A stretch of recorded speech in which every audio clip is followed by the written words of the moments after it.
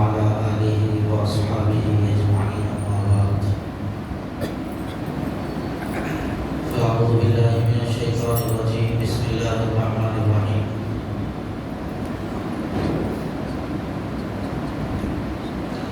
يا أيها الذين آمنوا كتب عليكم الصيام كما كتب على الذين من قبلكم لعلكم تتقون وقال رسول الله صلى الله عليه وسلم من صام رمضان إيمانا واحتسابا غفر له به ما تقدم من ذنبه وفي رواية وما تأخر أو كما قال رسول الله صلى الله عليه وسلم اللهم صل وسلم وبارك على سيدنا محمد وعلى آله وصحبه أجمعين. قابل قدر معزز بزرگوں، نوجوان ساتھیوں، یہ شعبان المعظم کا مبارک اور بابرکت مہینہ چل رہا ہے۔ حضور اکرم سرکار عالم سیدنا محمد رسول اللہ صلی اللہ علیہ وسلم نے اس مہینے کی نسبت اپنی طرف فرمائی ہے۔ بعض روایتوں میں شعبان شہری و رمضان شہر اللہ، شعبان میرا مہینہ ہے اور رمضان اللہ کا مہینہ ہے۔ حضور اکرم سرکار عالم سیدنا محمد رسول اللہ صلی اللہ علیہ وسلم اس مہینے کے اندر خوب اللہ کی عبادت فرماتے تھے۔ حضرت عائشہ صدیقہ رضی اللہ تعالیٰ عنہ فرماتی ہیں کہ جیسے ہی شعبان کا چاند نظر آ جاتا تو حضور صلی اللہ علیہ وسلم بہت زیادہ عبادت کے اندر متوجہ ہو جاتے ہیں، اور حضرت عائشہ فرماتی ہیں کہ میں نے حضور اکرم صلی اللہ علیہ وسلم کو رمضان المبارک کے علاوہ سب سے زیادہ شعبان میں روزہ رکھتے ہوئے دیکھا ہے۔ حضور صلی اللہ علیہ وسلم اس مہینے میں عبادت اور اللہ تبارک و تعالیٰ کے لیے نیک کام کرنے میں بہت زیادہ سبقت فرمایا کرتے تھے۔ وجہ اس کی یہ ہے کہ یہ مہینہ رمضان سے بالکل قریب ہے۔ اس مہینے کے بعد رمضان کا مہینہ شروع ہونے والا ہے۔ ہمارے اکابر اور اسلاف کا معمول بھی تھا، جیسے ہی رمضان کا چاند نظر آ جاتا یہ دعا کرتے تھے، اللہم بارک لنا فی رجب و شعبان وبلغنا رمضان۔ اے اللہ، ہمیں رجب اور شعبان کے مہینوں میں برکت عطا فرما اور ہمیں رمضان کا مبارک مہینہ نصیب فرما۔ اگرچہ اس کو بعض لوگوں نے حضور اکرم صلی اللہ علیہ وسلم کا عمل بتایا ہے، لیکن روایتوں میں اس کو بہت زیادہ ضعیف قرار دیا گیا ہے، لیکن معنی کے اعتبار سے، دعا کے الفاظ کے اعتبار سے یہ بالکل صحیح ہے۔ اس لیے اس طرح کی دعا کرنے میں کوئی حرج نہیں ہے، بلکہ یہ دعا کرنا چاہیے، اے اللہ رجب اور شعبان کے مہینے میں ہماری عمر میں برکت عطا فرما اور ہمیں رمضان عطا فرما۔ اب بعض لوگوں کے ذہنوں میں یہ بات آتی ہے کہ اب رجب آج گیا، اب رمضان کو کتنے دن اب باقی ہے، رمضان ہمیں کو نہیں ملتا، کیا دعا کیوں کریں؟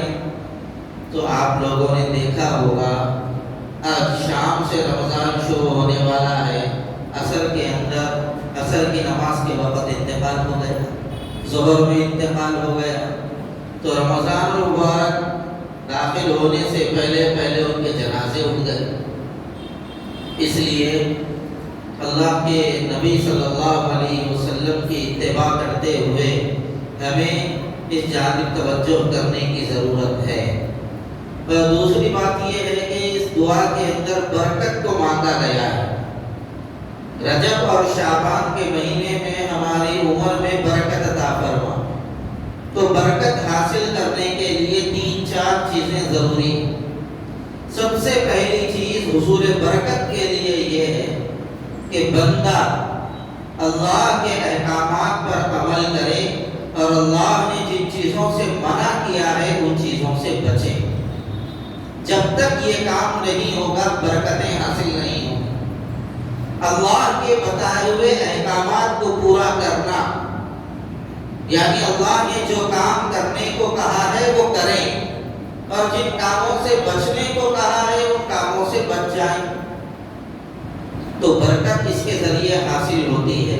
روزی میں برکت ہوتی ہے، عمر میں برکت ہوتی ہے، اوقات میں برکت ہوتی ہے، تجارت میں برکت ہوتی ہے، ہر چیز میں اللہ برکتوں کا نزول فرماتے ہیں۔ کب؟ جب بندہ اللہ کے احکامات پر عمل کرے اور جن چیزوں سے اللہ نے بچنے کا حکم دیا ہے ان چیزوں سے بچے۔ برکت حاصل کرنے کا دوسرا راستہ یہ ہے، اللہ نے جو نعمتیں عطا فرمائی ہیں ان نعمتوں پر اللہ کا شکر ادا کرے۔ شکر ادا کرنے سے بھی برکت حاصل ہوتی ہے۔ لَإِن شَكَرْتُمْ لَأَزِيدَنَّكُمْ وَلَئِن كَفَرْتُمْ إِنَّ عَذَابِي لَشَدِيدٌ۔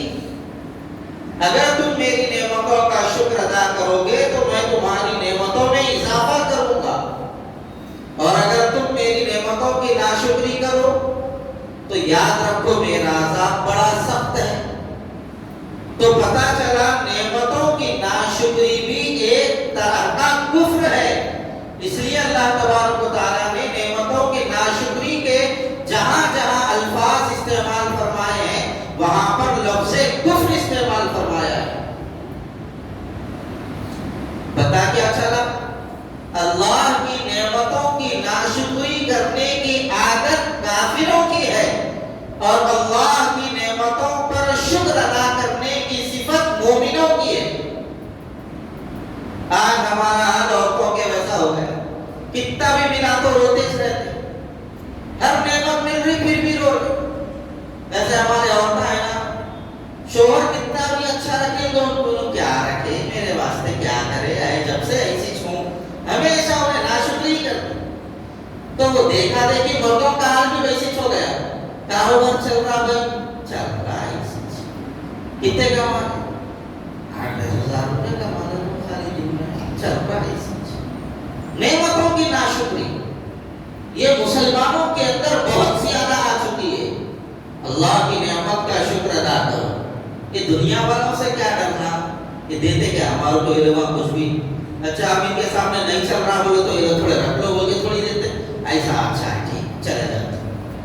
وہی اگر اللہ کا شکر ادا کر دیا، اللہ جس حال میں رکھا میں خوشحال ہوں، اللہ تبارک و تعالیٰ نعمتوں میں اضافہ کرنا شروع کر دیتا۔ تو دوسرا راستہ برکت حاصل کرنے کا یہی ہے کہ بندہ اللہ کی نعمتوں کا شکر ادا کرے۔ تیسری چیز، جس نعمت کو استعمال کر رہا ہے اس کے اصول اور اس کے حقوق کو بجا لائے۔ کھانا کھا رہا ہے، کیسا کھانا کھانا ہے، کھانا کھاتے وقت کیسا بیٹھنا ہے، کھانے سے پہلے کیا پڑھنا ہے، کھانے کے بعد کیا پڑھنا ہے۔ سرکار عالم صلی اللہ علیہ وسلم نے کھانا کس طرح کھایا ہے؟ حضور نے کبھی زندگی میں پیٹ لگا کر کھانا نہیں کھایا، کبھی اکڑ کر حضور نے کھانا نہیں کھایا، کھانے میں کبھی عیب نہیں لگایا حضور اکرم صلی اللہ علیہ وسلم نے۔ تو اس طرح پانی پی رہا ہے تو پانی کا جو حق ہے وہ حق ادا کرتے ہوئے پانی پی۔ پانی کا حق ادا کیا ہے؟ حضور نے بتایا، حضور کا طریقہ بیٹھ کر پانی پینا، دیکھ کر پانی پینا، بسم اللہ پڑھ کر پانی پینا، سر پر ڈھانپ کر پانی پینا، 3 سانس میں پانی پینا، پانی پینے سے پہلے بسم اللہ پڑھنا، پانی پینے کے بعد الحمدللہ پڑھنا۔ یہ جو طریقہ بتلایا اللہ کے رسول صلی اللہ علیہ وسلم نے، یہ اس نعمت کا حق ہے۔ کپڑے پہن رہے ہیں تو کپڑا کیسا ہو؟ بدن بھر کر ہو، کپڑے کے اندر کوئی عیب نہ ہو، پھٹا ہوا کپڑا نہ ہو۔ کپڑا اگر پھٹ جائے تو اس کے اندر فوراً پیوند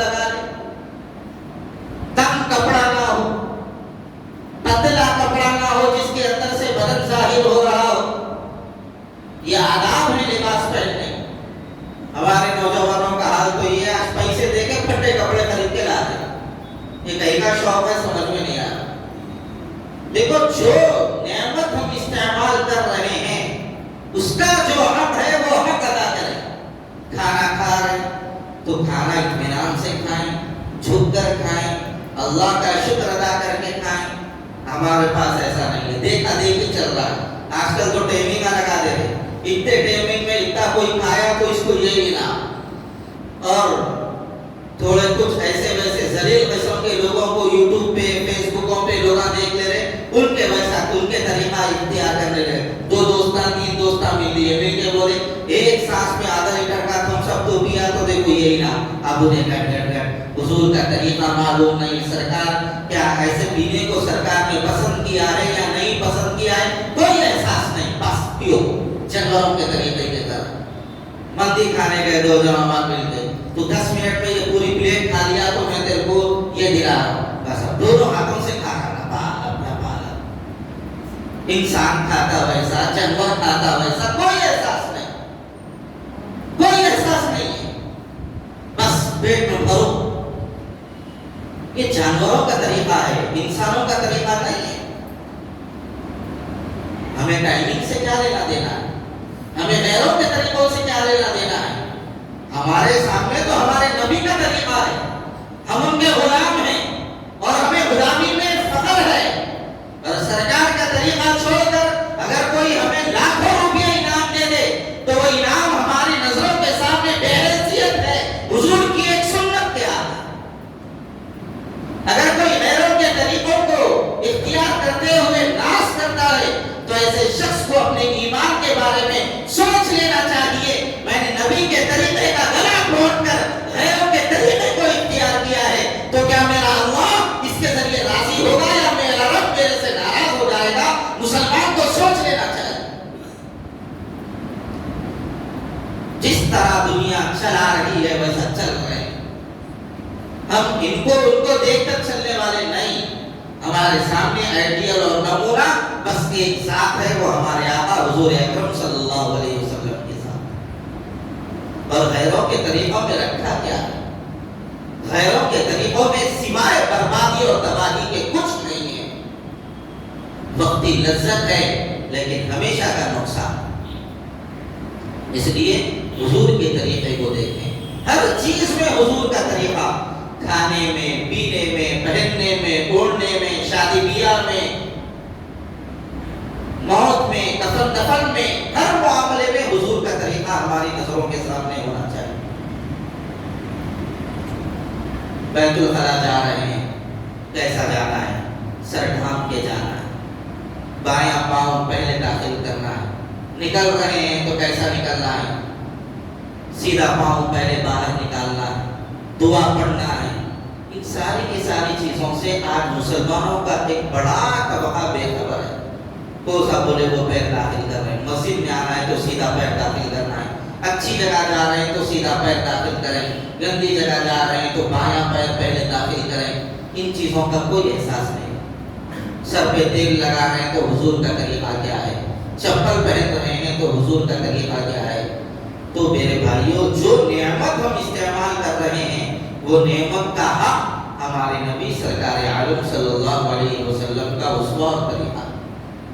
ये तीसरी चीज है बरकत हासिल करने का। और याद रखिए आप ये बात, सरकार के तरीके को छोड़कर आप दुनिया के किसी बड़े से बड़े वली या पीर के तरीके को इख्तियार कर लीजिए, आपके उस अमल के अंदर बरकत नहीं आ सकती। बरकत हासिल करने के लिए हुजूर का तरीका है, और कायनात के अंदर सरकार से ज्यादा मुअज़्ज़ज़ तरीन दुनिया के अंदर कोई नहीं गुजरा है। आजकल उम्मत का एक बड़ा तबका इसी लापरवाही का, गुमराही का शिकार है। उनके सामने हुजूर का तरीका बताओ तो उनको रिवाज पसंद है, सरकार का तरीका पसंद नहीं। कई लोग मर रहे हैं, मरते वक्त तो लोगों के दिल नरम हो जाते हैं, ये सोचते हैं कि कम से कम इस वक्त तो हुजूर के तरीके पर अमल कर लिया जाए। लेकिन उम्मत मुस्लिमा का भी बड़ा तबका वो है, उस वक्त भी उनको रिवाज पसंद है। मर्द आदमी को 3 कपड़ों में कफन देना सुन्नत है। 3 کپڑوں میں کفن دینا سنت ہے مرد، لیکن عموماً ہمارے پاس شہر حیدرآباد میں 4 کپڑوں میں کفن دیا جاتا ہے۔ جب یہ بات بتائی جائے تو ہضم ہوگی نہیں جلدی بات لوگوں کو۔ ایک عالم دین آ کر ٹھہر کر بتا رہا ہے کہ بھئی 4 کپڑوں میں کفن دیا جا رہا، اس ذرا ٹھہرو، وہ کر رہے نا، کرنے دو۔ انہوں کون ہیں؟ انہوں کرائے کو ایسو ہے نہلانے کے واسطے، ان کو کچھ بھی نہیں معلوم، نہلاتے وقت پکارنا معلوم۔ ایسے لوگوں کو جو ہے نا، ملزم ذرا تم ٹھہرو، وہ کر رہے نا، کرنے دو۔ یہ نہیں بولتے آپ کتاب و سنت کے جاننے والے ہیں، ہمارے نبی کا طریقہ کیا ہے آپ کو بتائیے۔ نہلا دیے، نہلانے کے بعد جب کفن پہنانے کے لیے چوکی پر لاتے ہیں جہاں پر کفن بچھایا جاتا ہے تو ایک لنگی باندھ کر لاتے ہیں، پہلے کرتا پہناتے ہیں، اس کے بعد وہ لنگی کھینچ کر نکالنا ضروری ہے، ورنہ 4 کپڑوں میں کفن ہو جائے گا۔ کسی کو احساس نہیں ہے اس بتاؤ تو غصہ بولتا، میں ہزاروں لوگوں کو ایسی طرح صاحب کوئی بھی نہیں بولے، اب تک آپ بول رہے کیا؟ اور میت کے ذمہ داروں کو توجہ دلاؤ تو وہ یہ بولتے ہیں چاندو صاحب ہو جا رہا، ہو جانے دو، نیا نیا کہیں کو بولیں گے۔ اب حضور کا طریقہ چھوٹ رہا ہے، کوئی احساس نہیں۔ اور ذرا کوئی پیری مریدی کی چیزوں سے لگے ہوئے ہیں تو ان کے طریقے تو آج کل بہت ہی زیادہ آگے بڑھ گئے، شملے بن رہے ہیں، اور جو جس لائن کا ہے اس لائن کا شملہ، کوئی ہرا شملہ، کوئی پیلا شملہ، کوئی گیرو کلر کا شملہ۔ عجیب و غریب بات ہے مسلمان، کائنات کے اندر سب سے معزز ترین ذات و شخصیت اگر کوئی گزری ہے ہمارے اور آپ کے آقا سرکار عالم صلی اللہ علیہ وسلم کی گزری ہے۔ پوری کتب احادیث کو اٹھا کر دیکھو، بتاؤ کیا حضور علیہ الصلوۃ والسلام کو انتقال کے بعد شملہ باندھا گیا؟ نہیں بتا سکتے، تو پھر یہ دوسروں کو کیوں؟ حضور کے عمل سے بڑھ کر کسی کا عمل اللہ کو پسندیدہ نہیں ہے، نہ اس عمل کے اندر برکت آ سکتی ہے۔ لیکن مسلمانوں کو کوئی احساس نہیں، انہوں بول دیے کر لیے، انہوں بول دیے کر لیے، انہوں بول دیے کر لیے۔ بزرگوں، اللہ کے رسول صلی اللہ علیہ وسلم کے طریقے کی حیثیت کو جانو۔ قبر میں لٹانا ہے، لٹاتے وقت رواج تو سب کو معلوم، سنت کسی کو نہیں معلوم۔ کپڑا گھماؤ، کمر میں ڈالو، ایک رواج ہے، اتارنے کا ایک زیادہ سے زیادہ ایک طریقہ ہے بس، لیکن اس کو فرض کا درجہ دیتے ہیں۔ لیکن وہی میت کو پورا کروٹ قبلے کی طرف لٹانا سنت ہے، یہ اکثر لوگوں کو نہیں معلوم، اور جب بتایا جائے تو خالی منڈی سیدھی کرنا ہے نا صاحب، یہ پورا ایسا کیوں کر رہے آپ؟ میت کے ذمہ داروں کو یہ بات ہضم نہیں ہوتی ہے۔ سنتوں کو دیکھو اللہ کے نبی، آج کل تو پوری میت کو خلے کر دے رہے، لے کے آگے ڈال دیے صاحب، پھر وہ ڈھکنا مونج دے، پھر اس کے بعد ایک بیڈ شیٹ ڈال دیے، ایک کارپٹ ڈال کے اوپر مٹی ڈال دی۔ یہ قبر بنانے کا طریقہ نہیں ہے۔ حضور اکرم صلی اللہ علیہ وسلم سے جو ثابت ہے وہ کرنا چاہیے، اور وہاں پر ٹھہر کر یہ پڑھنا وہ پڑھنا، وہاں پر صرف پڑھنے کے لیے اللہ کے رسول صلی اللہ علیہ وسلم سے جو ثابت ہے، سرحانے کے پاس سورہ بقرہ کی آخری آیتیں، سورہ بقرہ کی شروع کی آیتیں، اور پیتی کے پاس سورہ بقرہ کی آخری آیتیں، یہ ثابت ہے۔ وہاں پر ٹھہر کے غزلہ پڑھ رہے ہیں، نعتہ پڑھ رہے ہیں، نظمہ پڑھ رہے ہیں، کیا کر رہے ہیں ہم لوگ؟ کیا ہمارا ذہن، کیا ہماری فکر رسول اللہ صلی اللہ علیہ وسلم کے طریقے سے آگے بڑھ گئی ہے؟ اس چیز کو سوچو اور یاد رکھو یہ بات، ساری کائنات مل کر بھی کوئی اچھے سے اچھا عمل کرے اور رسول اللہ صلی اللہ علیہ وسلم کا عمل اس کے خلاف ہے، تو پوری کائنات کا عمل مل کر بھی اس کے اندر برکت، رحمت، نجات نہیں داخل کر سکتا۔ رسول اللہ صلی اللہ علیہ وسلم کے طریقے کے اندر جو برکت ہے، پوری کائنات کے عمل میں وہ برکت نہیں آ سکتی۔ عصمت پیدا کرو حضور کی، سچی محبت پیدا کرو حضور کی۔ برکت حاصل کرنے کا ایک ذریعہ یہی ہے حضور صلی اللہ علیہ وسلم کے طریقوں پر عمل کیا جائے، اور برکت حاصل کرنے کا اور ایک ذریعہ مسنون دعاؤں کا اہتمام۔ جس وقت جو دعا بتلائی گئی ہے اس وقت اس دعا کا پڑھنا، کھاتے وقت کیا دعا ہے، کھانے کے بعد کی کیا دعا ہے، سوتے وقت کی کیا دعا ہے، سو کر بیدار ہوتے وقت کی کیا دعا ہے، بیت الخلاء میں داخل ہونے کی کیا دعا ہے، بیت الخلاء کے بعد کی کیا دعا ہے۔ دعاؤں کا اہتمام مسلمانوں کا ایک بڑا طبقہ ایسا ہے، آپ ان کو کھڑا کر کے پوچھئے نماز جنازہ کی دعا کیا ہے، 100 مسلمانوں میں سے 3 بتا دیے تو بھی بہت بڑی بات ہے۔ اور ایسے مسلمان ہیں ان کے سامنے ان کا دادا مر گیا، کسی کا باپ مر گیا، کسی کی ماں مر گئی، کسی کی بہن مر گئی، بس گئے، ہر جگہ کرائے کے لوگ مل رہے ہیں، کافی جنازہ تیار کرنے کے لیے بھی کرائے کا آدمی آنا، نماز پڑھانے کے لیے بھی امام صاحب کو بول دو، اس کے بعد ایسارے ثواب بھی کرنا ہے تو چل مدرسے سے وہاں سے یہاں سے 500,000 روپے دے کے ڈالو، انہیں باقی کرائے کو پڑھتا، اس کو ثواب نہیں ملتا، انہیں آپ کی مرحومین کو کیا ثواب پہنچاتا، انہیں پڑھ رہا پیسوں کے واسطے، اس کو ثواب نہیں ملتا، انہیں آپ کی مرحومین تک کیا ثواب پہنچائے۔ ہم پڑھیں، ہم اشارے ثواب کریں تو کچھ بات بنے گی۔ ہر جگہ دوسروں پر نظر رکھنا یہ اچھی چیز نہیں۔ اگر آپ کی اولاد ہے تو آپ اپنے بچوں کو اتنا علم سکھائیے کہ آپ کے بچے خود آپ کی نماز جنازہ پڑھا سکیں۔ بچیاں ہیں تو بچیوں کو اتنا علم سکھائیے، گھر کی عورتیں مر جائیں تو اپنی بچیاں خود ان عورتوں کو غسل دے سکیں۔ اتنا تو ضروری علم اپنی اولاد کو سکھا دینا چاہیے۔ بہرحال اب رمضان المبارک بالکل قریب ہے۔ رمضان المبارک کی آمد سے پہلے رمضان کی تیاری کرنا یہ رسول اللہ صلی اللہ علیہ وسلم کی سنت ہے۔ حضور صلی اللہ علیہ وسلم کا معمول مبارک تھا، جب بھی رمضان کا مہینہ قریب آتا تھا تو سرکار سارے صحابہ کو جمع فرماتے تھے اور خطاب فرماتے تھے، لوگوں تمہارے اوپر ایک ایسا مہینہ آنے والا ہے جو انتہائی بابرکت مہینہ ہے۔ اس مہینے میں اللہ تمہارے اوپر خصوصی توجہات کو نازل فرماتا ہے اور تمہاری دعاؤں کو قبول فرماتا ہے، تمہارے اعمال پر اللہ فخر کرتا ہے اور تمہارے نیکیوں میں آگے بڑھنے کو اللہ پسند کرتا ہے، تمہارے نفل کو فرض کے برابر کر دیا جاتا ہے اور ایک فرض کو 70 فرائض کے برابر کا درجہ دے دیا جاتا ہے، لہذا تم اس مہینے میں اللہ کو اپنی نیکیاں دکھاؤ۔ یہ حضور اکرم صلی اللہ علیہ وسلم حضرات صحابہ کو خطاب فرماتے تھے۔ تو ہمیں بھی چاہیے کہ ہم رمضان کے آنے سے پہلے رمضان کی تیاری کریں۔ رمضان کی تیاری 2 طرح کی ہے، ایک تیاری تو ظاہری ہے، اناج اللہ وغیرہ جو ہے اس کی تیاری ہم پہلے سے کر لیں تاکہ رمضان مبارک کے اندر اطمینان کے ساتھ ہم اللہ کی عبادت اور ریاضت کے اندر اپنے آپ کو لگا سکیں۔ بہت سارے لوگ رمضان کی تیاری بولے تو عید کی تیاری کر لیتے ہیں، کیا صاحب رمضان کی تیاری ہو گئی، آؤ کپڑے لا دیا، رمضان کی تیاری اور سلانے بھی ڈال دیا، یہ عید کی تیاری ہے، یہ رمضان کی تیاری نہیں ہے۔